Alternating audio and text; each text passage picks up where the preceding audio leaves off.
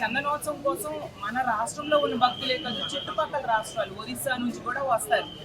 అలాగే మన విశాఖపట్నమే కాకుండా చుట్టుపక్కల జిల్లాల నుంచి అన్ని దగ్గర నుంచి కూడా ప్రజలు లక్షలాది మంది వచ్చి ఆ స్వామి నిజరూప దర్శనం చేసుకుందామని ఎంతో ఆశపడుతూ వస్తారు. అలాంటిది ఎలాంటి సంఘటన జరిగిందంటే, ఇందులో కూడా నేను జడ్పీ చైర్మన్ గారు అక్కడ పరిశీలించడం జరిగింది. ఆ గోడ ఈ చందనోత్సవం కోసమని కట్టారంట. కట్టింది ఒక వర్షంకే కూలిపోయిందంటే ఎంత నాణ్యతా లోపం ఉంది అనేది క్లియర్గా అర్థమవుతుంది. ఆ గోడని ఇప్పుడు కూడా ముట్టుకుంటే ఆ సిమెంట్ అంతా ఊడొచ్చేస్తుంది. అందులో ఐరన్ లాంటివి ఏవి కనిపించలేదు. స్ట్రాంగ్గా ఉండడానికి ఉన్న పదార్థాలు ఏవి కనిపించలేదు మాకు.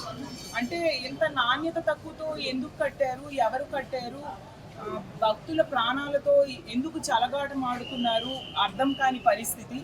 నిజంగా ఇలాంటి సంఘటన ఎప్పుడు జరగకూడదు, ఇంతవరకు జరగలేదు.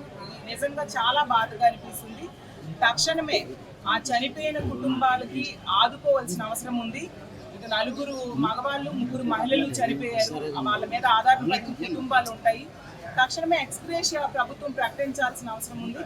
అలాగే గాయపడిన వాళ్ళకు కూడా మెరుగైన వైద్యం అందేట్టుగా చేయాల్సిన బాధ్యత ప్రభుత్వం మీద ఉంది. ఇలాంటి సంఘటనలు రిపీట్ కాకుండా కూడా చూడాల్సిన అవసరం మాత్రం ప్రభుత్వం మీద ఎంతైనా ఉంది.